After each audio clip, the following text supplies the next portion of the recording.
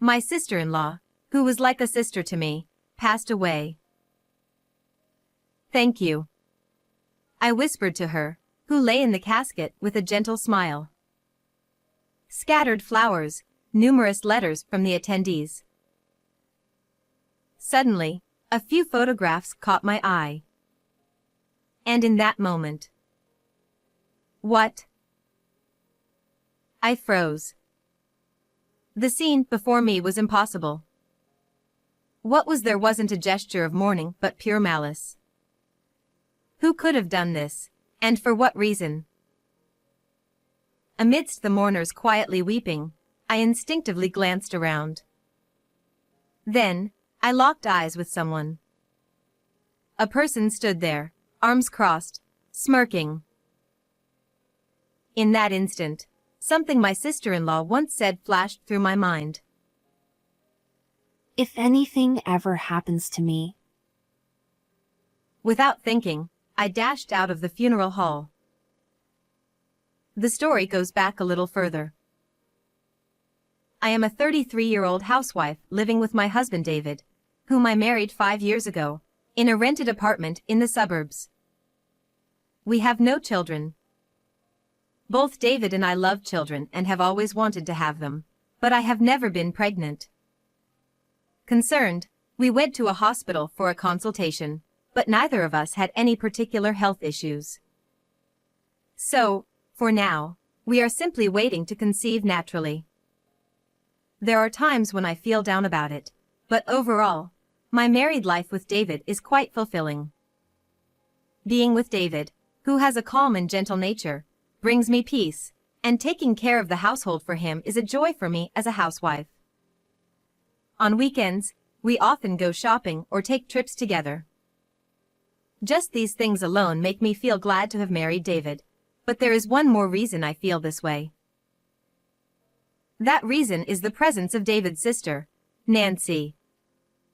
Nancy is 2 years older than I am, and we have been close since I got married, mainly because Nancy and I share the same hobby.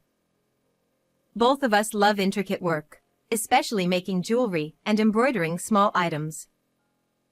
I spend my free time between household chores, while Nancy fits it in between her work, and we enjoy our hobby together.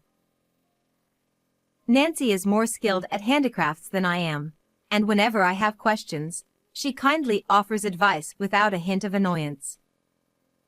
She often shares her dinner with me or gives me brand-name bags she no longer uses. She really takes good care of me. Nancy is also actively involved in volunteer work and often finds time to help others. I think of Nancy as if she were my own sister and truly admire her. Nancy, it's been a while. I brought the parts for the accessories we were going to make today. Thank you, Kathy. I'm sorry for asking you to bring them. Nancy replied apologetically as she welcomed me into her living room. I ran out of time to go buy them myself because I had to go to the hospital. Nancy has a chronic illness. Although we wouldn't notice it in her daily life, it's thanks to her regular checkups and medication. Don't worry about it, I replied, spreading the parts out on the table. The accessory we were going to make today would be particularly special for Nancy. It was something she would wear at her own wedding. A tiara adorned with pearls and beads. She had shown me the design sketch, and it was already stunning. I couldn't wait to see the real thing. Nancy currently has a fiancé, and their wedding is about 6 months away. I had been introduced to him before. He is quite handsome and also an elite graduate from a prestigious university. However, he is neither arrogant nor boastful, but rather humble and gentlemanly. I think he is a perfect match for Nancy, who is a person of such great character. As we were excitedly working together, the doorbell rang, signaling a visitor. Nancy immediately got up from her seat. Just a moment. Glancing at the intercom monitor. But then she let out a displeased "Oh no." and reluctantly headed toward the entrance. I continued with the work, assuming it was probably a salesman.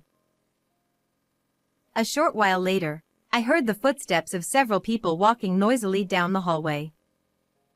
The living room door opened, and there stood my father-in-law. Oh, Kathy, isn't it?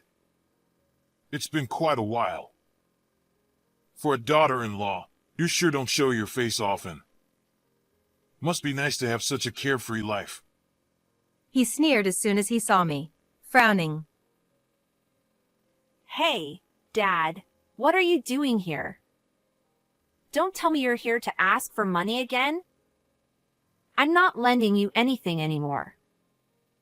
And of course, neither is David." It seemed he had let himself in without permission. Nancy interjected sharply as she hurried back into the living room, clearly having followed him in. Since our marriage, David and I had only met my in-laws a few times, despite them living nearby. In reality, we were practically estranged from them. The reason was that they were greedy and extravagant, constantly pestering their children for money. That's cold, coming from family. Aren't you marrying some high-flying elite from a big corporation? Then lending me a little money wouldn't hurt, would it? Oh, I know. Hey, Kathy. He continued, his voice suddenly turning syrupy sweet. You'll lend me some money, won't you? I don't know when I'll be able to pay it back, but it's okay, right? After all, you're the daughter-in-law, so you should be filial. Well, that's... I stammered, caught off guard by his request directed at me. Before I could say anything more, Nancy stepped in. "Stop it! Don't drag Kathy into this mess. Now, please, just leave already," she said firmly, grabbing her father's shoulder and forcibly pushing him back towards the entrance. The front door slammed shut with a loud bang, and Nancy immediately returned. "I'm sorry for having such a troublesome parent," She apologized, looking sad and bowing her head. "Nancy, there's nothing for you to apologize for. I'm not bothered at all. Come on, let's get back to our work, okay?" I said cheerfully, trying to lift the mood. Finally, a smile returned to Nancy's face. Having such difficult parents brings a lot of hardship to their children. Despite this incident, Nancy's tiara was slowly coming together. We were just one step away from completing it, but that step was never to be taken. Because Nancy suddenly passed away. It was just 1 month before the wedding. I didn't fully understand the details, not being knowledgeable about medicine, but it seems a seizure, one of the symptoms of her chronic illness, had occurred, and she wasn't able to manage it. Normally, when she had a seizure, she could calm it down by taking her medication, but that time, it seemed she didn't have the medication she always carried with her. When I heard of Nancy's death, I couldn't quite feel sadness. It was all so sudden that I couldn't fully grasp the situation. Slowly, however, the reality began to sink in, and I found myself overwhelmed with grief, unable to hold back my tears. But I couldn't just remain sad. We had to prepare for the funeral.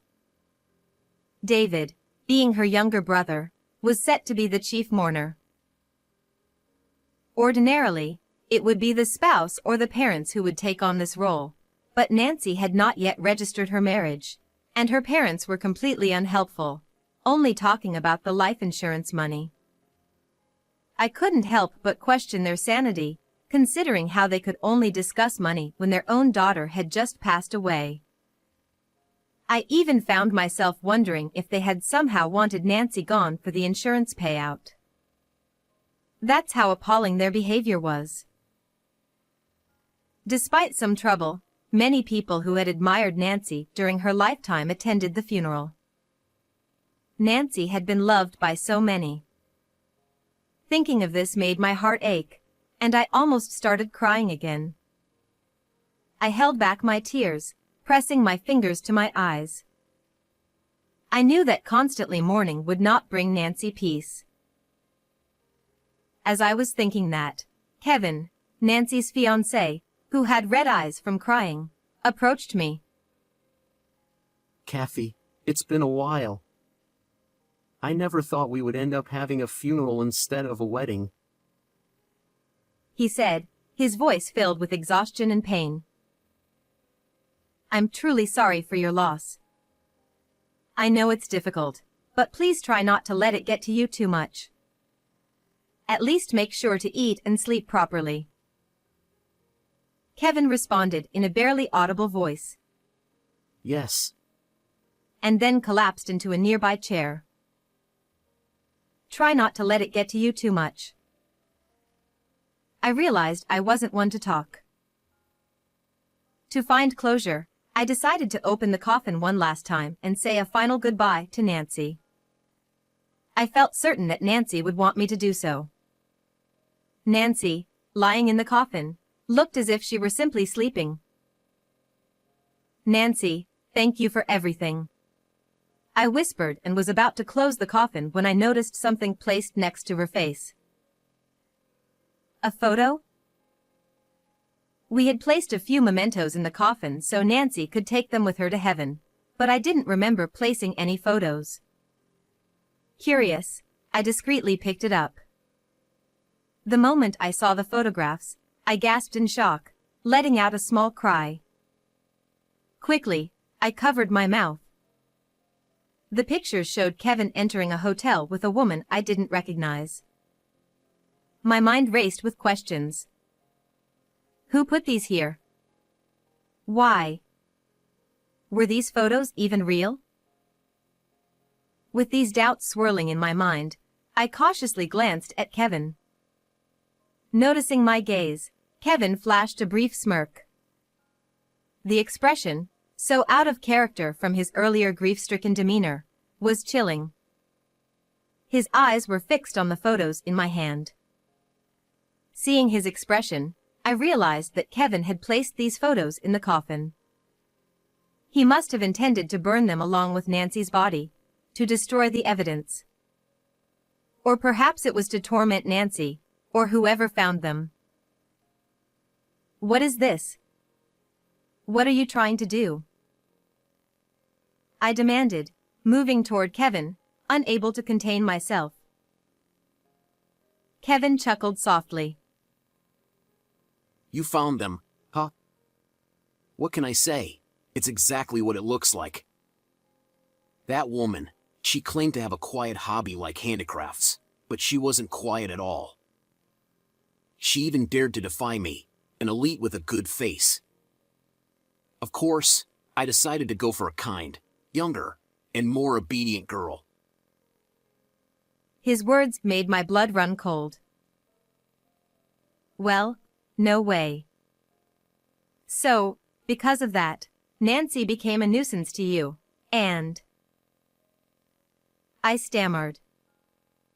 Kevin smiled brightly and said, I wonder why she didn't have her medication with her right when a seizure happened. At that, I couldn't help but scream. People around us turned, startled, and gathered in confusion. This man, he did something to Nancy. I pointed at Kevin, my finger trembling uncontrollably. Kevin responded with a calm expression. What are you talking about, Kathy? Are you feeling a little tired? I have my car here today. I could drive you home. He offered nonchalantly, grabbing my arm. I instinctively shook off his hand and dashed out of the funeral hall. I could hear Kevin calling after me, but I ignored him and kept running. I was scared of him, but there was another reason I ran. I remembered something Nancy had said to me before she died. If anything happens to me, check under the closet. At the time, I thought it was just a joke, but now I realized it was an urgent message from Nancy. Nancy's house wasn't far away. I grabbed my heels in my left hand to make it easier to run and dialed my phone with the other. I called the police. I couldn't let someone like him roam free. He needed to face the proper consequences. The police didn't sound particularly concerned, but they agreed to head to the funeral hall. I had to hurry too. I ran with all my might and finally reached Nancy's house. There was no need to worry about the key. I already had a spare one. I opened the front door and headed straight for the bedroom where the closet was. The closet was immediately to the right as I entered the room. I crouched down on the wooden floor, peering underneath the closet. There was something white there. I reached in and pulled it out. An envelope. I quickly opened it, and inside were extra copies of the photos I had seen earlier and a voice recorder. It was solid evidence of Kevin's affair. Clutching these items, I sprinted back toward the funeral hall. On the way, I decided to play the voice recorder to check its contents. This is. By the time I arrived at the funeral hall, the police were already there, with a police car parked in the lot. As I entered, everyone's eyes turned toward me. Kevin was speaking with the police near Nancy's casket. As I said, it's a misunderstanding. I didn't do anything. She passed away due to her illness. Maybe the call was just a prank or an attempt to harass me. There isn't any proof, after all. If you're going to make such accusations, then bring some evidence. The police, appearing to believe Kevin's words, replied, Well, we only came because there was a call. That's all. And with a reluctant smile, they seemed ready to leave. Wait. I have the evidence right here. I shouted, stepping onto a nearby chair and pressing the play button on the voice recorder I had brought. How could you cheat on me? The wedding is so soon, and you betray me like this. Shut up! It's because you're not cute enough. It's not my fault. I have proof of your affair. Should I send these photos to your company? If you end it with her now, I'll forgive you. Please, come back to me. If you do that, you know what will happen, right? You won't live to see another day. Nancy and Kevin's voices reverberated throughout the funeral hall. The rawness of the conversation left everyone stunned and utterly silent. David was the first to break the silence. You! How could you do that to my sister? This prompted the attendees to start shouting, one after another, hurling insults at Kevin. He stammered. What? It's her fault. It's not my fault. She didn't listen to me. A commotion was on the verge of breaking out when one of the police officers, who had been watching from the sidelines, blew his whistle. The sharp sound cut through the air, and the crowd settled slightly. The officer, seeing the moment, then spoke. Could you come with us to the station for further questioning? His tone had shifted from reluctant to commanding, and he now glared at Kevin with intensity. The attendees, following his lead, all turned their glares toward Kevin as well. Realizing he couldn't escape, Kevin muttered in frustration, Damn it! his shoulders slumping in defeat. Sometime later, Kevin was arrested. Even after being taken into custody, Kevin stubbornly refused to admit his guilt, but in the end, he couldn't escape the police's relentless questioning. As I was informed by the officers, when Nancy had her seizure, it was because Kevin, who was with her, snatched her medication and threw it away. How could someone do something so cruel? I don't want to think of him as a human being. I wish he would stay behind bars forever, but he'll probably be out in a few years. To protect me from any possible retaliation once Kevin is released, David decided to request a transfer, and we moved far away. This incident also led us to completely sever ties with his awful parents, who cared only about money, even after their own daughter died. I don't think we'll ever see them again. At first, moving to a new place where I knew no one was challenging, but now I've made new friends who share my love for crafts, and I'm enjoying my new life. And there was another piece of good news. I found out that a new life is growing inside me. We don't know the gender yet, but the name is already decided. Whether it's a boy or a girl, we'll name them Tracy, a name similar to Nancy's, whom I admire so much. I'm sure Nancy must have felt deep regret to be betrayed by the one she loved and have her life end halfway through. So I have resolved to live my life fully, for both of us. That is my vow. How did you like this story? Don't forget to subscribe to the channel. See you in the next video.